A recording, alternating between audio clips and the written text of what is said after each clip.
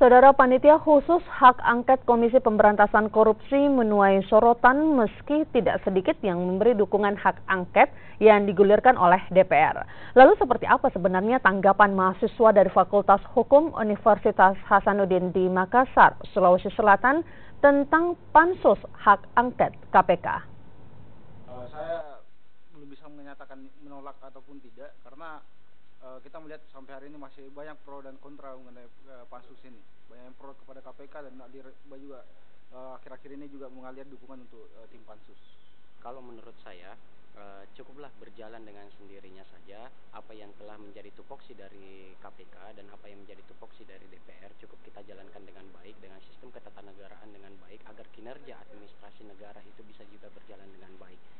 Mengingat kedua lembaga ini sama-sama pandangan saya tidak produktif, jadi ini hanya cukup menjadi sinyal untuk saling memperbaiki diri bagi KPK maupun DPR.